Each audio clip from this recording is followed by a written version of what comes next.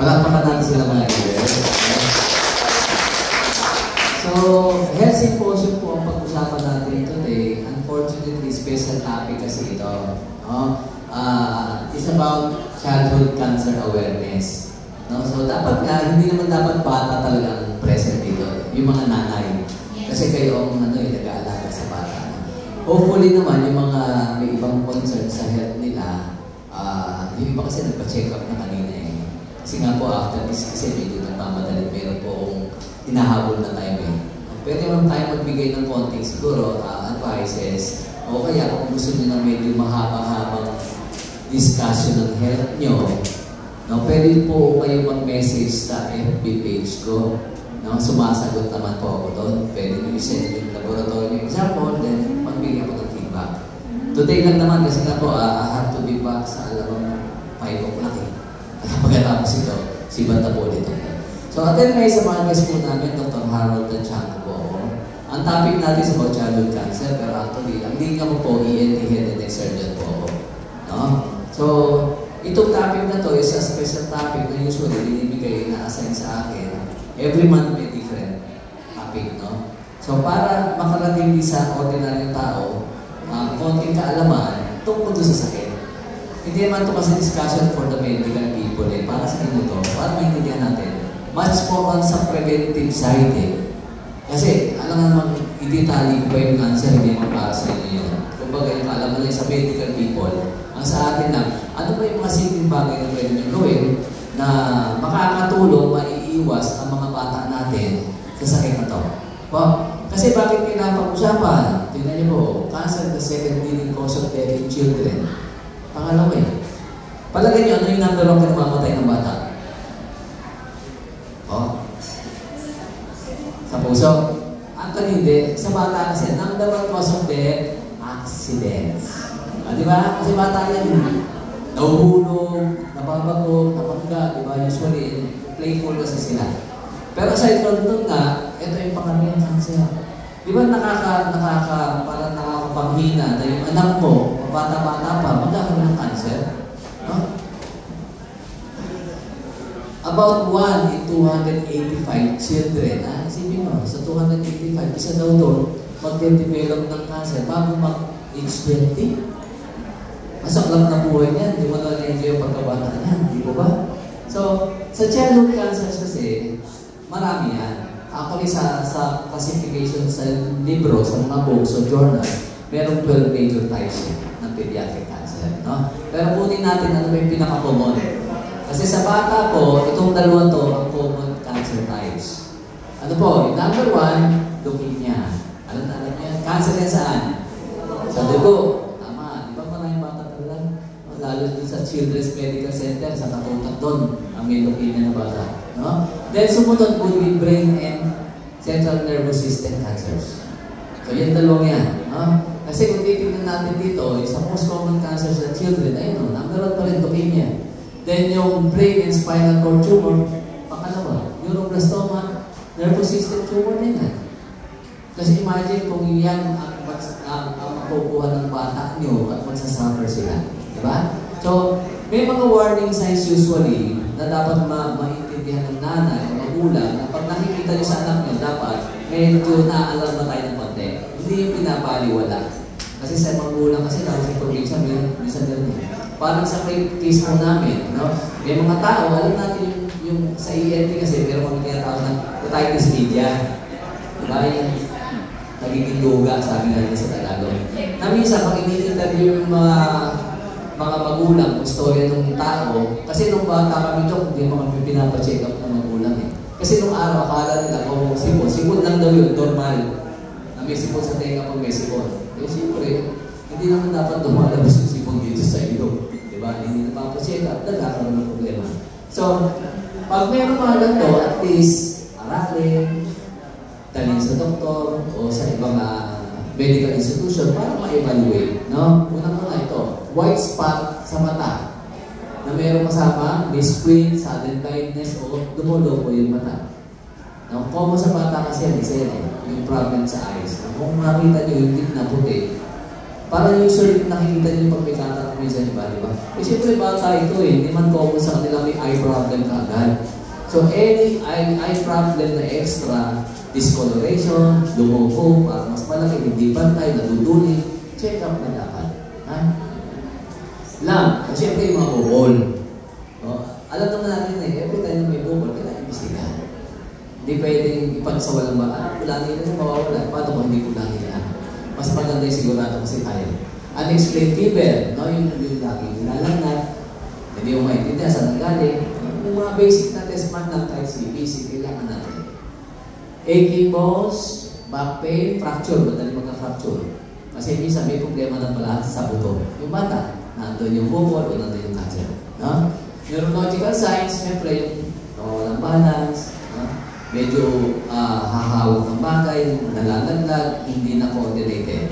No? So, pag gano'n, siyempre, alam naman natin, ang tinatake natin, baka ang issue is may tumor sa brain ng bata. Siyempre, dito po sa mga sintomas, sabi nga natin, mag-focus tayo sa isa sa pinaka-common cancers ng bata, which is ano po? Leukemia. So sa symptoms kasi, ito kasi masaklap eh. Scientists don't understand the exact causes of leukemia. Alam niyo sa sakit, lahat ng sakit pag hindi mo alam anong eksaktong nagdudulot doon, mahirap ka mo din. Kasi hindi mo alam eh, bakit sumulpot eh, bakit gano'n ng bata rin. Pero ito isang bagay kasi, hindi natin alam kung anong cause, pero lagi kita sa isipan nyo to, no, pag may sakit ang katawan natin, dalawa lang ang indikasyon yan. Merong something na toxin na lumalason, o merong parasite sa loob ng katawan. Yan ang pwede magbigay sa atin. Tandaan nyo, no? Na seriously, dapat natin iniintindi. So, usually, ang childhood leukemia, madali mapagod yung bata. Sayang na, masakit ang ulo, nagsisisure. So mamaya may tingnan natin bakit nagsisisure pag may leukemia sa dugo yun. Kasi kumakalat sa brain. Nagkakaroon ng metastasis sa brain ko ang leukemia. No? Bruising, bleeding, yung mabilis siya magpasa. Yan, common signs yan pag may leukemia bata. No? Madali magpasa. No? Frequent infection, anemia, ubo-ubo, kasi nga, yun nga, madali kang kapitan infection, sipon, ubo, pneumonia, no? Lack of appetite, stomach, weight loss. Ano naman natin kadalasan, pag may cancer, late stage, nawawalan na ng kanan. Skin rashes, bone and joint pain. Sabi nga natin, pag involve ang joint, no, naapektuhan, pwede talaga, to the point na nagkakaroon ng fracture ang bata. Kasi, kung tutuusin, ang buto natin, kahit bata yan, matibay yan. Buto yan din. Pero pag sabihin mo konting injury na fracture, may ibang problem. No? You have to investigate. Sa leukemia kasi, pag sinabi natin leukemia, ganyan yung tsura na eh. Ito yung normal blood natin, ito yung may leukemia. Nasabi nga, yung common na nagdidinig natin sa tao, yung puti na pinakain yung pula. I don't know kung sino nag-umpisa, pero hindi kinakain. Hindi kinakain. Dumadami lang talaga ang population ng WBC, tapos bumabagsak ang population ng red blood cells. No? So, yung actual, ito yun eh. Kung makikita niya sa mga laboratory, sa mga medtech, ito yung nasisilip nila. No? Ito yung mga white blood cells. Although dito, bakit hindi the white? Kasi naka-staining na po yan para mas makita. May nilalagay doon sa solution para mas maalinan yung mga white blood cells natin. Ito mga pinkish na to, ito po yung regular na red blood cells. Meaning ito, sobrang dami niyan. Hindi normal yan. So, ibig sabihin, ang una kasi indication would be, kung may sintomas, pinapa-laboratory ng doktor. Basic naman CBC. Siyempre, pag sobrang taas ng WBC, kapag mag-isip na. White blood cells mataas pag may infection. Pero it doesn't go beyond, siguro mga 12, 15, pag-infection, pwede ba yun? Pero kung sasabihin 30, 40, mag-isip ka na, hindi na normal yun, hindi na infection yun. Tapos sa baba kasi, usually may nakikita tayo parang differential tayo, parang leukocyte, neutrophil, di ba? So pag mataas yung leukocytes, mag-isip ka na. Mataas WBC, tapos mataas ang leukocytes mo. So damang leukemia yun para sa bata. Doon pala sa dalawang parameter na yun, magkaka-idea ng doktor. No? So, halimbawa lang, meron kayo nakilala, may leukemia, nagagamot ba? Yes. No, sad to say, ito may sinabi while there is no cure for leukemia, wala naman. Pero meron tayong pwedeng gawin. No? Sabi nga nila, ito yung mga advanced treatment na pwedeng option. Sa pasyente o batang may leukemia, o number 1 naman yan, chemotherapy, usual yan, alam natin yan. Radiation therapy, bone marrow transplant, kasi may mga leukemia po talaga na bagsak na lahat yung ano eh. Wala nang production ng red blood cells, mga immune cells natin, so kailangan mo na mag-bone marrow transplant. Ang bone marrow transplant kasi, hindi mura. Yan naman problema natin. Tapos ang ginagawa kasi dyan, parang papatay mo muna lahat yung elemento ng dugo ng pasyente. Isisiro mo eh. Tapos saka ka magpapasok ng bone marrow transplant galing sa donor para may fresh. Siyempre, kailangan tanggalin muna yung abnormal eh. No? So, meron din mga tinatawag tayong immunotherapy, yung clinical trials kasi, yan yung mga tipong may bago, i-test daw, libre. No? Sa akin, pag ganun kasi, magdalawang isip ka muna. Kasi marami po akong kilala ganun eh. Even among doctors. Yung isang asawa ng doktor namin, nagkaroon siya ng lung cancer. Then, nag-option sila, nilapitan sila ng ng pharmaceutical na medrep eh. Na meron daw silang trial ng gamot para sa cancer. It's a trial. Libre. Yun nga na maganda, libre, pero trial eh. Diba? Papayag ba kayo ba gano'n? Ayun, pumayag, goodbye. Yun na, basag lang. Diba? Yun yung medyo mabigat eh. Isasama ka pa sa eksperimento. No?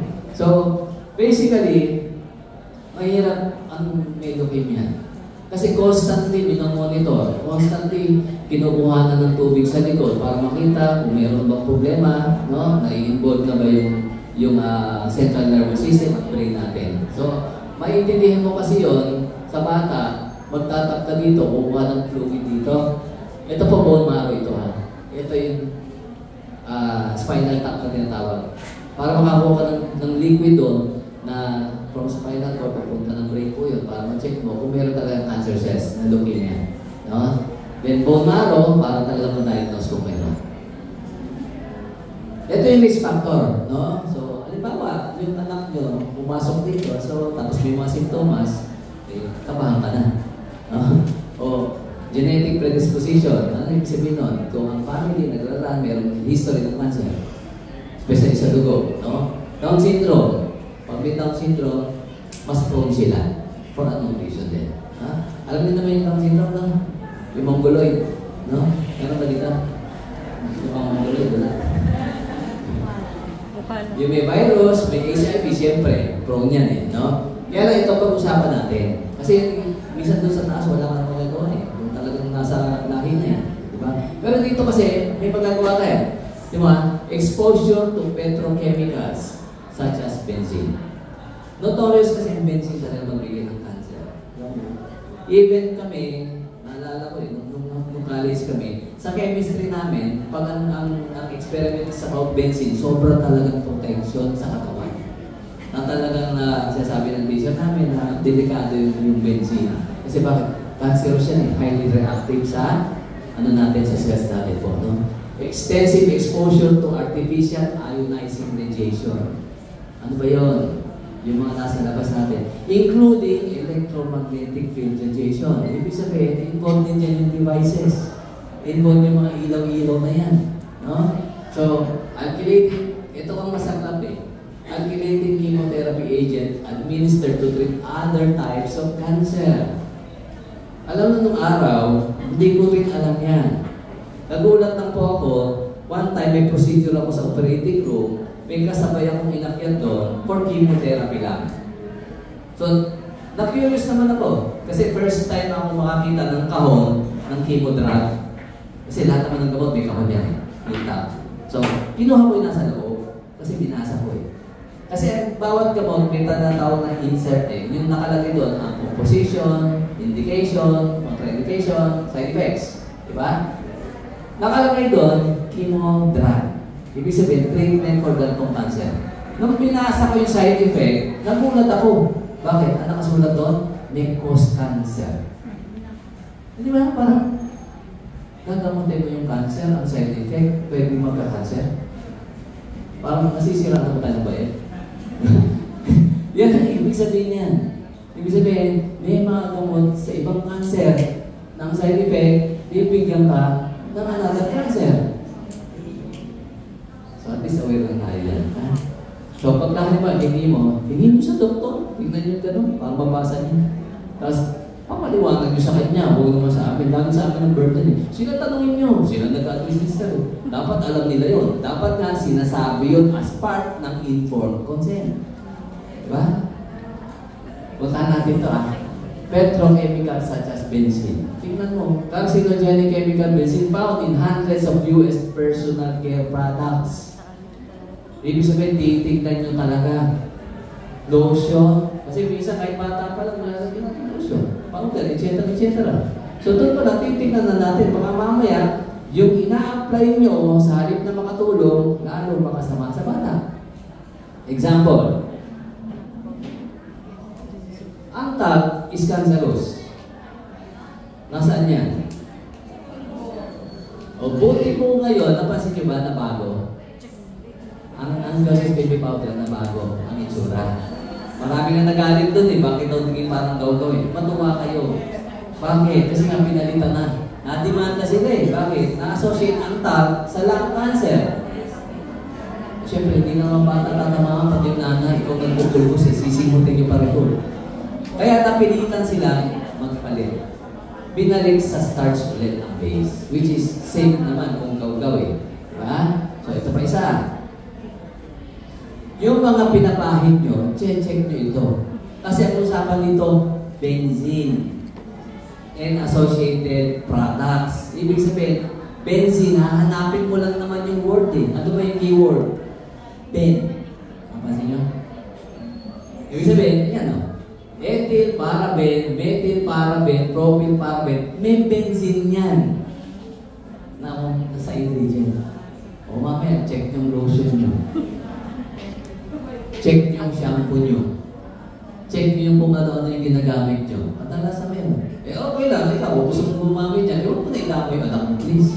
Kaya lang at least, ngayon aware kayo. Kasi ang problema, hindi aware ang Pilipino. Karamihan sa Pilipino, walang alam sa ganyan. Mas alam nila, binibili, pinapahid, nakikita sa TV, safe. Hindi po. Hindi totoo yun. No? So, dapat alam mo rin ang ingredients. Ito yung mga basic na dapat iniiwas natin ng bata natin. Hindi nga ng bata, pati ikaw eh. Preservative, nitrates and nitrites. Nakakapos na ang cancer. Hindi leukemia, pero associated, usually sa colon cancer. Potassium bromate, propyl paraben yan. Paraben pa rin yan eh. No? BHA, BHT. Na madalas nakikita nyo sa mga binibili yung junk food. Ito lang, tingnan nyo ito. Tayo. TBHQ. Bumili ka ng potato chips. Meron yan. Petroleum derivative yan. Galing yan sa petroleum. Kaya yung iba talagang junk food, pag sinisindihan nyo, nag-aapoy. Eh may something na galing sa petroleum eh. Mag-aapoy. Diba? Ito pa isa ha, baka nakakalitan. BBO. Brominated vegetable oil. Palagay nyo nasaan yan? Nasa Mountain Dew yan. Baka mamaya, hindi nyo pinapainom yung bata ng Coke kasi matapa, bibigyan nyo ng Mountain Dew. Alam nyo ba ang Mountain Dew ay ban sa karamihang bansa? Sa atin hindi, sa US hindi. Sa Europe ban yan eh. Bakit? Gawa nito yun, yung BBO. Siya lang ang soft drinks na may brominated vegetable oil, which is masama sa health. Eh, parang mild lang daw. Sige, Mountain Dew pa. Tapos yung bote, tingnan nyo pa yung lalagyan, di ba? Parang radioactive na something. Nag-glow in the dark pa yan. Artificial coloring, sweetener, heavy metals. Dapat sine-check. Ito pa, tingnan nyo to. Soft drinks. Anong preservative? Nakasulat to. Sodium benzoate. Ano bang benzoate? Hindi derivative na naman ng benzene. Di ba? Hindi lang naman sa soft drinks yan eh. Karamihan yung juices nyo. Juices, lalagyan pang ganito. Juices, fortified with vitamin C. Natuwa ka kasi may vitamin C. Tapos, ang preservative, sodium benzoate. Masama ang interaction nun. Mas nare-release niya ang benzene pag may vitamin C. Eh di ginago lang tayo. Akala mo, natuwa ka, may vitamin C nakatulog, yung pala, lalo madidiscuss si anak mo. No? So, pakicheck yung mga iniinom nila talaga, ha? Food coloring, buti naman, kasi ang trend po ngayon sa US, tatanggalin na lahat ang artificial food coloring. Susunod naman tayo dyan, kasi majority ng mga pagkain sa atin dito ay under naman ng US brands. No? Ito pa isa, baka nakakaligtaan yung kasi itong brand na to. Itong ingredient na to. Yung carrageenan. No? Bakit? Naandyan yan sa akala nyo healthy. Lahat halos ng mga, yung mga soya drinks, yung mga chocolate drinks sa bata, yung binibili nyo, pinapabaon nyo pa, karamihan meron ito. Alam niyo bang irritant niya sa bituka to the point na pwede sila mag-develop ng cancer sa colon pagdating ng araw? Hindi natin alam. Wala naman silbi talaga. Ang carrageenan kasi, ang silbi lang yan, doon sa produkto, wala yung nutrition eh. Irritant pa nga. Ang silbi niyan, pampalapot kasi siya. Ay syempre, gusto natin, di ba? Parang pampalapot, parang original na original eh. Masarap sipsipin, di ba? May volume. Eh, pero ang problema, yung health ng bata natin, nagsasuffer po dyan. Pagdating naman sa ionizing radiation, usually kasi, may tinatawag na non-ionizing. Ang lagi sinasabi nila, ang delikado daw yung ionizing, ultraviolet, X-ray, gamma ray. Kasi bakit? Directly talaga, pwede mag-cause ng injury sa DNA, mag-uwi sa cancer. Pero ngayon kasi, yung sinasabi nila na safe daw kasi non-ionizing, may mga lumalabas na pag-aaral, hindi totally safe. Example, ito yung isang latest na lumabas na aral po galing sa isang Italian researcher. Okay? Sorry. Children living close to powerful radio transmitters at about 2.2 times the expected leukemia incidence. Sipin nyo, nakatira ka sa subdivision, ang lapit mo sa cell tower. Kawawa bata. Sa atin kasi walang rule. Alam nyo sa ibang bansa, bawal ang cell tower na malapit sa school and residential areas. Sa atin, nasa taas pa ng bahay. Diba? Nakita nyo? Pag mataas yung bahay, papayag, maglalagay sa taas. Kasi mahal ang upa. Kaya lang, may kapalit yun pagdating ng araw. Yung health ng bata at health nyo rin. Diba? Ito pa isa.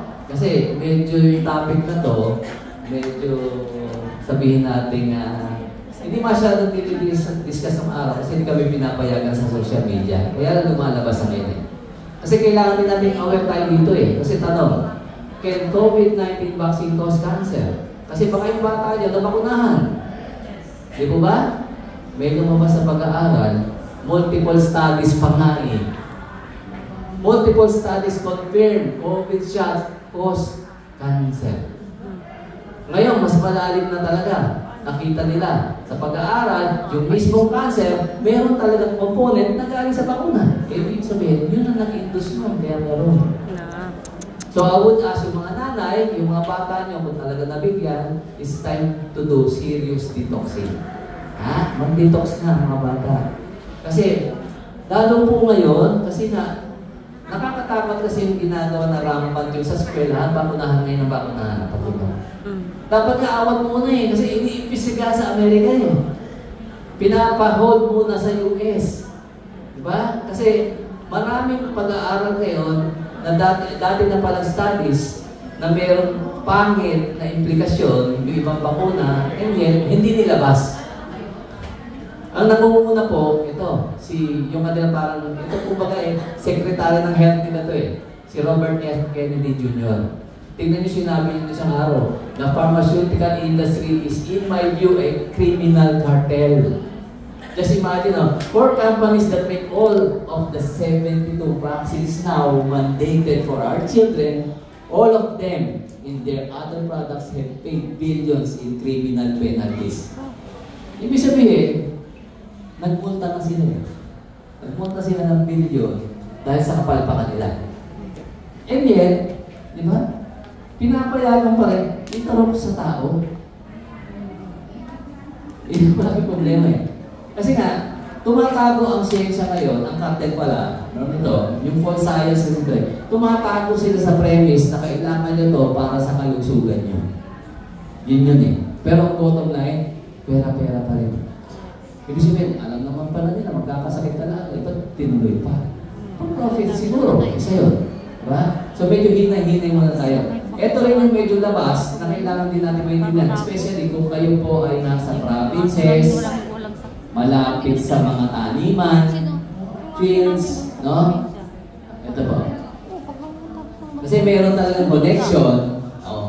Agricultural pesticide exposure linked to childhood cancers. Yan naman, hindi kayo na-explain eh. Alam natin na ang pesticide talaga. Eh syempre, mga bata, sila pa yung naglalaro doon, mas expose kasi sila. Diba? Ito pa, may isa pa akong tip sa inyo. May kilang ng lecture ko ha, kaya intindi nyo mabuti ito ha. Baka meron kasi sa bahay nyo, gumagamit pa dito. Please lang, pakita ko na. Ano yun? Microwave.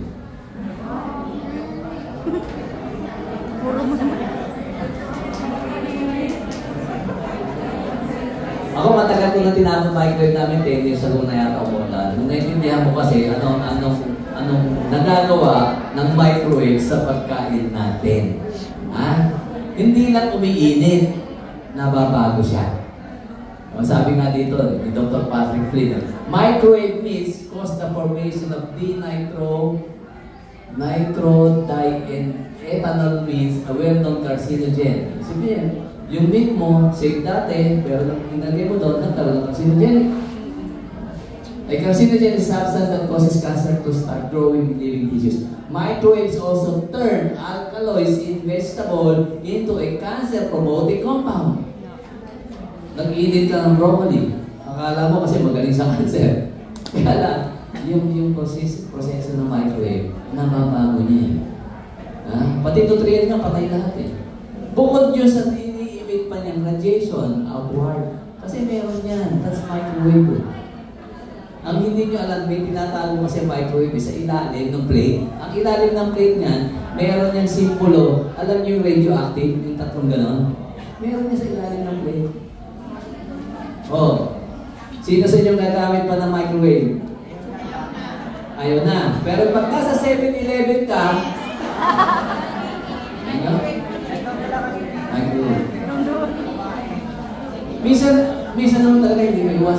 Alam niyo po ako minsan, pag pipili din ng pagkain, hindi ko pinapa-microwave, inuuwi ko na lang. Iniinit ko lang sa regular. Kawali, gano'n. Diba? Kasi bakit? Alam ko delikado eh. Bata mo, hindi magpapili ng manams na sisig sa 7-Eleven. Pwede, huwag mo kainin. Sa bahay ko na initin niya. Iuwi na lang talaga. Konting effort lang naman mga magulang. Diba? Kaya lang, problema nga. Kaya mo ba narinig yun? Pakain lang eh. Kaya magpasalamat kayo sa mga nag-invite sa inyo dito sa Christmas. Ito pa isa. Kasi dito mo mapapansin talaga na siguro kulang talaga tayo ng care sa anak natin. Sa totoo lang. Kasi kulang tayo sa pag-intindi, sa yung critical thinking ba na ano ba binibigay ko talaga sa bata ko? Oo, masaya siya. Bakit? Binili mo ng Happy Meal eh. Di ba napasin nyo? Ang ganda. Happy Meal. Mami, gusto ko yun, Happy Meal. Anong happy sa Happy Meal? Puro poison. Ang naman. Pero binibili nyo. Napasin nyo? So, isa po time siguro yung conviction natin sa health ng bata natin. So, siya na walang happy sa Happy Meal. Temporary happiness lang yun. Ha? Puro sakit ang bibigay nun. Kaya sabi dito, our culture's complete obsession with toxic chemicals that bring us pleasure and premature death speak to our collective clinical insanity. Wala na tayong pakialam eh. Kung narinig mo, okay. Hindi dapat ganun. Kasi bakit? Eh dapat ang bata, ang future natin eh. Eh sisirain mo na kagad sa health pala. Diba? O, kasi nito. Sino makakasagot?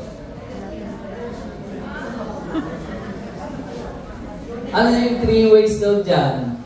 How they poison us sa picture na yan? Ano nakikita nyo? Yung sa air. Ha? Yung ano ng aeroplano. Sa air daw. Bakit? May chemtrails. Saya. Ano ba? Radioactive. Yung ano. Ayun. Satellite. Number 2. Ang pangatlo. McDo. Ayun ang mismo. Diba?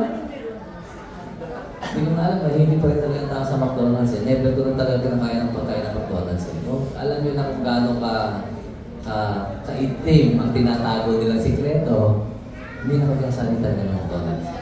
Diba? Hindi ko alam kung may mga nasira na ko nung last time na pinakita yun eh. Yung nanay na nakakuha ng ngipin ng baby dun sa chicken nuggets. Hindi naman ito ngipin ng anak niya. So, ibig sabihin, ngipin ng ano yun. Diba? Si McDonald's kasi, ito yung binapost nila, ito yung lagi yung pinagay, diba? Parang, I don't know exactly kung 93 o 98 billion serve. Ibig sabihin, yun lang nasa-serve nila daily. 98 billion na tao. 98 billion na hamburgers. Hamburgers is galing sa baka. Saan galing yung ganong karaming baka nila? Hindi kayang isupply.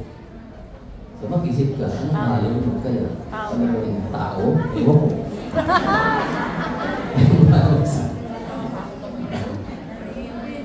Kasi basically, ayaw natin ng cancer. Sino ba sa inyong natutuwa pag may cancer? Wala. Masakit sa katawan, masakit sa puso. So, kung i-dissect mo naman, napaka-basic eh. Ang cancer po, ito lang naman talaga yun eh. Tama mali. Cancer is the result of divorce from nature. Kung may walay ka sa natural eh. Natural, magluloko katawan mo. Kumakain ka ng junk food eh. Kumakain ka ng may poison o may chemical eh. Which is intentional para sa atin. Ginagawa nila yun. Hindi dahil gusto mag-diretso patayin. Bakit? Ayaw nila yun. Walang kita doon. Ang kita kasi magkakasakit ka na mahaba buhay mo. Magpapagamot ka. Magpapakimo ka. Magpapadialysis ka. Diba? Mas perfect kasi yun eh. Na revenue earning approach. Kasi dapat talaga, intindihin nyo, ang basic naman eh. Pagkain ng tama. Diba? Hindi nga dapat food is medicine eh. Ang dapat yan, right food is medicine. Diba? Kasi baka sabihin, diba? Yun namang hotdog, pagkain din yun. Kasi pinalabas yung totoong pagkain, pero hindi man talaga pagkain. Kaya dapat right food. Yung kinakain na galing sa nature, yung niluluto. Ang problema, mga nanay ngayon, tama na magluto eh. Mag-instant noodles na lang. Mag-microwave na lang ng kung ano-ano. Nauso na rin mga chicken nuggets na nabibili, ipiprito mo na lang. Di ba? Kaya kawawa ang bata talaga ngayon. Tapos nagtataka kayo, sakitin sila. Huwag ka na magtaka. Gagagawan mo rin. No? So, punta natin. Halimbawa, kung pagkain ang usapan natin, bigyan natin ng konti idea. Ano ba yung, halimbawa, top anti-cancer food na alam nyo. So, alam nyo naman na karamihan sa mga yan. Siyempre, pag dinner ka ng vitamins, alam mo, number 1, goyabano. Di ba ba? O, yan mo yan. Pomegranate, so good, mangosteen. O, yung mangosteen natin, di ba? Meron din tayo yan. No? Tomato doon sa ating Vitaheart. Meron yan. Garlic, turmeric. Turmeric, nasaan yan? Gout yung out. gout natin. So, basically, kahit yung company nag-update ng researches para maibigay sa atin yung tamang product. Panlaban sa sakit. Diba? Tapos sasabihin mo, ang mahal naman eh. Subukan mo ang chemotherapy kung gaano ka mura. Mas mahal. Diba? Subukan mo ma-ICU. Mag-dialysis. Mag-dialysis doon, okay lang. Bakit? May PhilHealth naman eh. Yun ang kasi eh. Dinili rin ng PhilHealth, diba? Pero sa akin na, mali pa rin approach. Oo, nakakatulong sa tao, ang libreng dialysis. Pero mali ang approach ng DOH. Hindi dapat ganun. Dapat mas maliin ang prevention. Kasi wala na po pupuntahan din ang dialysis. Dead end yan eh. Pero yun ang binibigyan ng pondo. Bakit yun ang binibigyan ng pondo? Malaki kickback din dun eh. Magkano? Machine. Magkano, di ba? Yun eh. Pero yung prevention, walang kickback kasi doon. Tuturuan mo ang tao, tamang pagkain, tamang iiwasan, tamang bawat. Wala eh. Ayaw nila eh. Walang kita. Walang kita na. Kaya maganda yung flood control eh. Bakit? Pag kumaha, ulit na lang ulit. Nasira na eh. Di ba? Inabisto. Yan ang problema. Meron ka dito galing sa batasan kahagabi. Nagbatuhan na doon Wala sa balita na. Wala sa balita. Pero nagbatuhan na doon. Kamatis, itlog. Sabi ko, bibigyan ko sa atin ng tip Baunin nyo sa plastic yung ihi nyo, yun ay bato nyo. Kung masakita nyo. Hindi, pasensya na kayo, nakakagaling kasi talaga yun. Yes. Dami-dami natin pero hirap na hirap kayo magbayad ng tax. Tapos pambag lang pala nila. Tama! Pambag lang. Pag yayabang pa sa inyo, yun ang masakit. Si Kuya Bano kasi talaga maganda po, basically. Kuya Bano kasi, may vitamins, may nila. Hindi lang basta anti-cancer kasi siya. Yung nutrition, meron talaga. No? Ayun nga, potential anti-cancer effect, meron siya talaga. Base sa mga study. No? Ang sabi din dito, although most research is currently limited to test tube studies, ibig sa test tube, ano yun, in vitro, no? Pag sinabi in vitro, laboratorio sa test tube, no? Kaya sabi dito, SARS-CoV, yung guyaba natin, could potentially help eliminate cancer cells. Napapatay talaga yun. No? So, isa doon is breast cancer. Ano ba kanina meron nagpa-check up sa akin na may bukol? No? Kung sino mamamam o talagang meron talaga ha? Seryoso yun. No? Then, leukemia cells. Pwede rin pala Kayo bata nyo, kung meron, di ba inumin na natin? Kasi minsan itong problema yung bata, pakainin mo ng guayabano ayaw. Kahit nga ako, hindi ako mahilig sa guayabano ng fruit May mga bata din na medyo kumakain, pero karamihan sa ayaw din. Ang guyabano kasi, ang lasa pang matanda. Tama ba ako doon? Masarap. Ilan taon mo naman? Joke lang po. Masarap talaga. Pag matanda na ganun. Pero sa bata, hindi masarap yan. Maasin kasi. Pero, yun nga, ang kagandahan, yung company kasi nag-device na ayaw kumain, edi isang masarap na iinumin na lang. Pwede pala ganun ha? Ito kasi ang secret ng guyabano. Phytochemical na nakakatulong talaga sa cancer. Itong acetogenins. No? Nakalimutan mo ba kung ano yung ibang fruit na meron dito? Pero dominante ang guyabano dito Atis. Atis. Atis meron din. Atis daw. Ano yung kakainin yung balat? O yung... Bagay magkamagana kasi ang guyabano at atis yata isang way. Sura pareho yun, no? Pero talaga silang potent. Pag sila potent, malakas na anti-cancer. No? So, nasaan daw yan? Nasa buto, nasa leaves, bark, ibig sabihin halos lahat. Kung halimbawa, mayroon sa leaves, mayroon sa fruit, ano mas pipiliin nyo? Okay, siyempre, sumanang daw. Pero kung walang bunga, pwede dahon. Yun lang naman ang kagandahan daw. Ibig sabihin, lahat halos. Huwag naman yung bark, baka mamatay naman yung puno, puro yung bark na kunin natin ng kunin, may exposure masyado. No? Ang sinasabi kasi, meron siyang cytotoxic effect. Pag sinabi yung cytotoxic, cell yun toxic sa cells na cancer, na mamatay. Ibig sabihin, kaya talaga niya pumatay. No? Na cancer cells. Ganon din naman kasi ginagawa ng chemotherapy at radiotherapy. Cytotoxic yan sa cancer cells. Kaya lang, cytotoxic din sila sa natural o normal cells. Ang kagandahan, doon sa acetogenins ng guyabano, namimili siya. Cancer cells lang ang tatargetin niya. Safe ang normal. Di ba mas maganda yun? Yes. O, not unless, gusto nyo talaga ito. Nandito, gusto ko radiotherapy. Gusto ko magdusa ako Ang hirap lang ng radiation, tama? Lalo na halimbawa sa area namin na head and neck, pag nag-radiation kayo dito sa taas, ang isang side effect niyan, habang buhay ka ng walang laway. Gano'ng mahirap yun? Tuyo yan, patay lahat ang salivary glands mo Kaya madalas, makikita nyo pagka ang pasyente nasa ENT at cancer yan, lagi silang may dalang tubig. Bakit? Post-radiation kasi wala laway yung mga yan. Wala yung ginawa, uminom ng inom. Ang hirap kumain. Bakit? Wala kang laway. Ito Dry. Bumabalik. Karamihan hindi na po. Kaya doon pa lang, simple lang yun pero napaka-miserable na nabuhay na pag nakikita ko. Sa laway pa lang nila. So, ang guyabano maganda, pero halimbawa lang, yung ganda ng guyabano, lagyan mo pa ng 5 gulay. Power! Pero mas maganda. Sa pag-aaral naman, lahat ng gulay, may contribution yan o meron niyang effect na is either makakaganda sa immune system o directly makakalaban sa cancer din. Meron yan at meron. That's phytotherapy, tawag natin na. Phytochemotherapy. So, meron tayo sa Vita Plus na 5-hour herbs na may malunggay, daon ng sili, saluyot, uray, talo sa kamote. So, hindi ibig sabihin na nirekomendahan kayo ng dealer namin ng Guyabano Vita Plus, may cancer na kayo. Pwede mo preventive eh. O pwede rin naman sa ibang bagay na makakatulong sa kalusugan niyo. Kasi yung iba ganito, meron kasi talaga ang feeling, may mga dealer na ganito eh. Feeling nila, lagi nila ako katabi. Yung hindi na ba makadecide kung ano ibibigay. Dok, ano ba maganda? Ganito ang pasyente ko eh. Mamaya, Dok, pag ganito kaya, inalila na ako. Hindi ko na masabing, Ma'am, doktor ako. Diba? Ibig sabihin, hindi ko naman talaga linan din ito. Dapat nga, equal footing lang din tayo. Inaaral ko din ito, dapat inaaral ko rin para saan sila. Di ba? Kasi kung maintindihan mo yon, hindi ka na magtatanong sa doktor. Naguyabano pala, magaling sa kanser, dapat alam nga natin yan. Diba?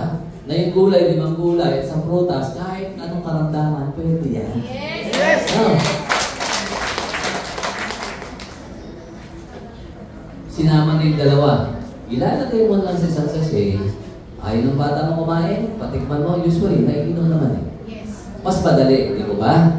So, ito ang usual. Kung pala sa akin kasi pag nasa cancer approach at maggagamit tayo ng Guyabano ng Vita Plus, gold talaga ang initial. No? Kasi hindi tayo pwede yung sa premium lang eh.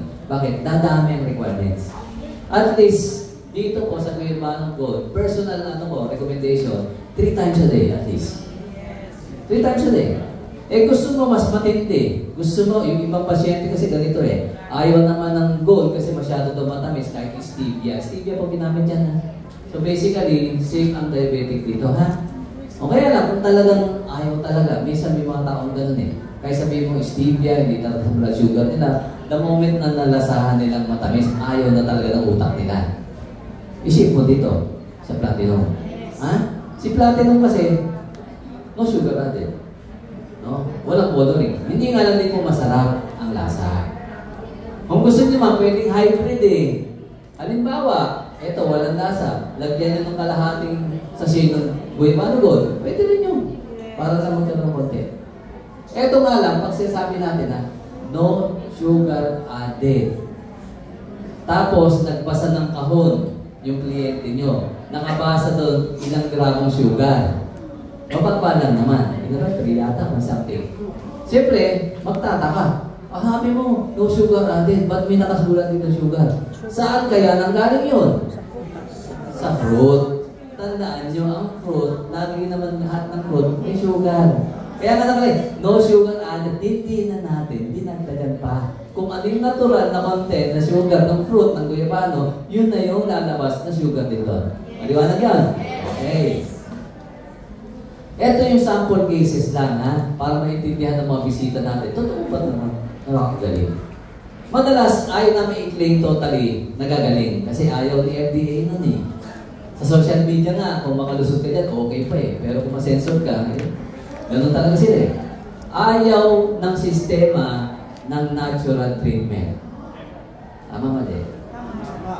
Ang sistema kasama ang majority ng doktor nyo. Kaya pag nagtanong ka siyempre sa doktor, anong sasabihin? Hindi sila pumapayag sa ganyan. Hindi sila naniniwala dyan. Kasi hindi naman kami tinuruan yan. Ang turo sa amin, kabaligtaran, huwag gumamit ng natural, huwag gumamit ng herbal, kalokohan lang daw yan, gastos nyo lang daw yan, dagdag pa.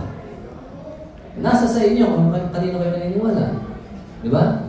Kaya sabi ko nga, minsan na-observahan ko, personal po ito ha. Marami po akong kakilala na may kaya. Doktor pa yung iba.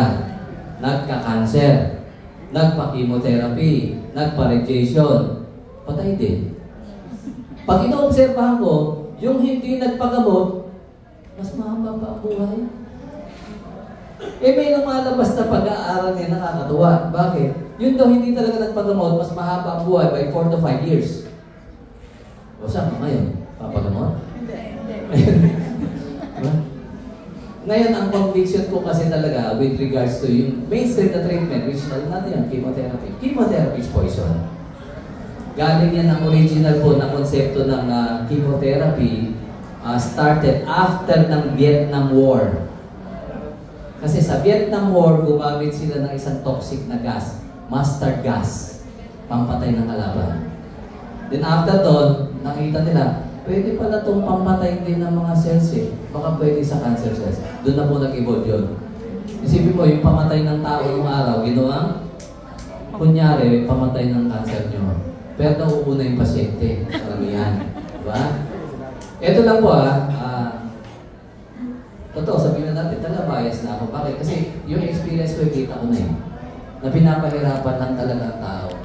For reason na financial ba, na-gain nila? O gusto talaga bawasan ng tao? Hindi ko maintindihan eh. Kasi parang ganito, kami po, ang hospital namin, alam ko nga, sa umbrella po ng grupo ng Metro Pacific Hospital, under kami ni Manny Pangilinan eh. Yung mga magaling na negosyante. Yung CMC ngayon ang number 1 yung hospital namin. Sa performing, sa lahat. Including Asia, Makati Med, yan yung mga kabracket namin eh. Diba? Meron kaming sariling cancer center.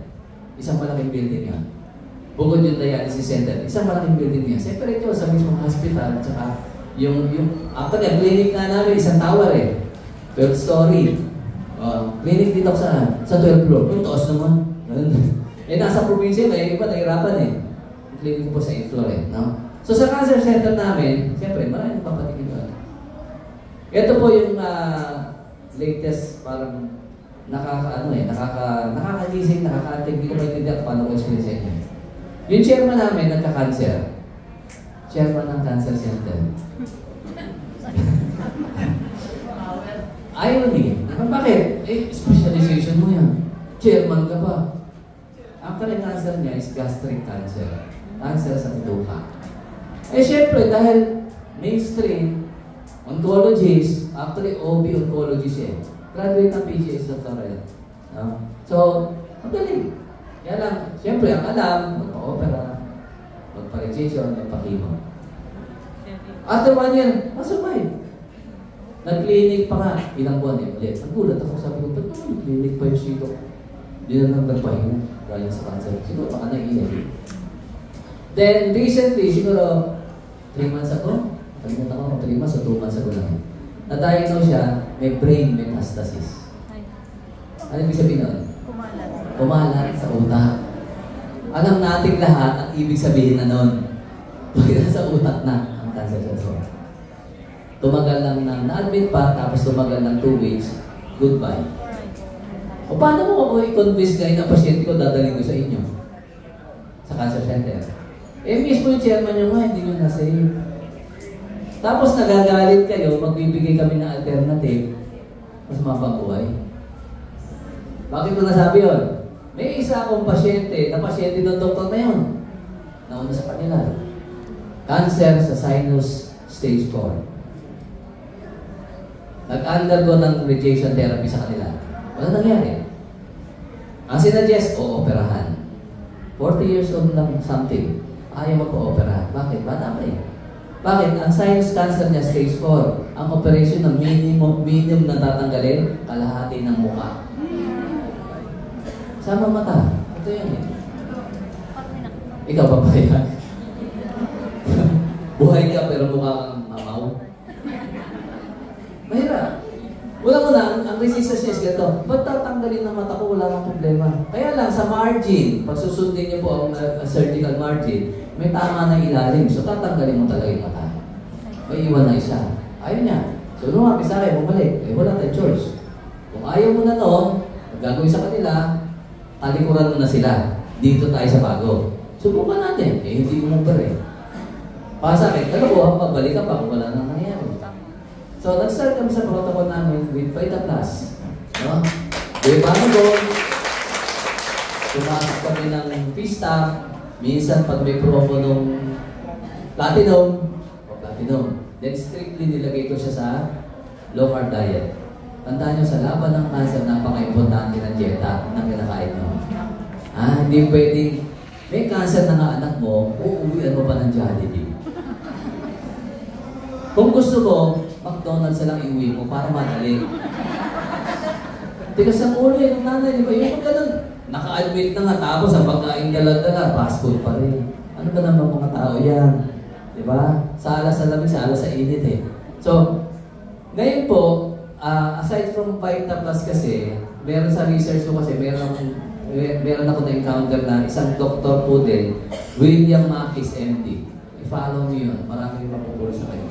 Marami siya napapagaling na cancer cases, stage 4, wala na daw pag-asa, nagagawa niya ng ganyan. Repurposed drugs, hindi chemotherapy, mumurahing gamot lang. O isipin mo yun. It-apply ko yung pasyente ko. Sabi ko sa inyo, Vita Plus kami, tapos sabi ko isingit niya to. Noong umpisa, gumamit siya, kaya lang hindi niya tinuloy. Then eventually, nagkaroon ng konting result, lumit ang bukol. Tapos ang makulit kasi di sa pasyente, ang ayaw sa kanya, Dok, gusto ko magpa-repeat CT scan. Like, bakit CT scan na naman? Hindi rin maganda kasi ng laging nagsi-CT scan. Bakit? That's ionizing radiation. Eh siya lagi, every 3 months, gusto CT scan. Nagmamadali siguro, makakita o wala. Sabi ko, maintindihan naman natin kung lumalaki, lumiliit eh. Temporary ni wag muna. Kaya lagi gusto, sige, bahala ko. Kasi may sumasagot kasi ang gastusin. Eh nangyari, siguro na-trigger, biglang lumaki na galit. Lumobo dito, lumobo yung nalangala niya. Meaning, ang sinuses mo, buto dito, buto yung ilalim, nalangala yan eh. Bakit lumobo? Binutas na ng cancer. Binutas, pag hinihiko mo dito, hindi na buto eh. Ibig sabihin, binutas na rin ng cancer. Yung mata niya, medyo gumano na. Ibig sabihin, lumaki na lang. So sabi ko sa niya, change strategy tayo. Strict ang diet mo, wala dapat ganito. Huwag ka na muna magpa-CT scan. Mag-platinum ka muna ng Ribanagon. I-apply natin itong protocol ni Dr. Mackis. Nakakatuwa, just after 2 weeks, bumutas yung nalangala niya. Sabi baga, ito, may butas doon. Sabi, hayaan mo na, tingin ko may lalabas doon. Tapos unti-unti may lumalabas ng itim na bulok na naman. Hanggang humupa dito, humupa na rin na dito. Power. That's stage 4. Tapos sabi ko nga sa kanya, may babalita ako sa'yo. Bakit? Yung doktor mo, tinaningan pa ng less than 1 year, nauna pang namatay sa'yo. Yun yung doktor na kinukwento ko sa inyo, doktor niya yun eh. Choice natin yan. Kaya lang, ang gusto ko sa inyo, hindi ko mga pinipilit eh. Gusto yung magpakimotherapy, buhay nyo naman yan eh. Ang point ko lang, may option. May option eh. Sa akin kasi, mas gusto ko, unahin nyo muna yung natural option kaysa noon. Kasi pag nandun ka na, paano kung kinuha ka na nun? Wala na tayo. Di ba ba? Like this one, tingnan, acute depositic leukemia, 4 years old. Hirap na naman bata. Ngayon, maganda na siya. Kaya lang sabi mo, hindi mag-i-stop na okay na, hindi na iinom. Hindi mag-i-stop na okay na, papakainin mo na naman ng instant noodles. Di ba? Tuloy-tuloy yan na pagbabago na. Naumpisan mo na ng tama. Otherwise, may remission kasi ang leukemia na tinatawag. Pwede umulit. Ha? Ito pa, case number 2. Acute lymphoblastic leukemia na naman. Natulungan din. Vita Plus ka. Ibig sabihin, meron talagang patotoo yung produkto namin. Yes! Ito pa, kaya kanina, di ba, binanggit natin sa mga simptomas ng bata, yung mata importante. Bakit common kasi sa bata ang retinoblastoma? Tumor sa eyeball, no? So, hindi nga, wala kasing biopsy dito, pero tingin ko, yung tsura nun, that's retinoblastoma eh. Parang hindi ko alam kung edes yata ito sa Bacolod City. Pero tingnan niyo po ang pangyayari. Will Panagon, ganun kalaki tapos huwag mo masabi sa akin, wala nangyari. Di mo ba? Meron eh. Meron. Ang kagandahan kasi ang bata mas responsive sa natural treatment. Kasi nga, ang kakampi nila yung katawan din nila eh. Mayaman pa sila sa stem cells. Ikaw natutulog na mga stem cells mo, kailangan nagisingin. Ano? Yung apple, ano ba yan? Kailangan na natin po yun. No? Ito na, huling habilin sa inyo. Kasi hindi nakasalalay sa bata eh. Nakasalalay sa magulang. Nag-uumpisa na ito po ay butterfly nila sa US. Kinuha ko lang. Kasi wala namang masamang manghiram eh. Bakit? Magandang konsepto. Tama ba? So, simula sa araw na to, siguro maging commitment nating lahat bilang nanay na Pilipino. Make our children healthy again. No? Tapos na po ako. Thank you very much.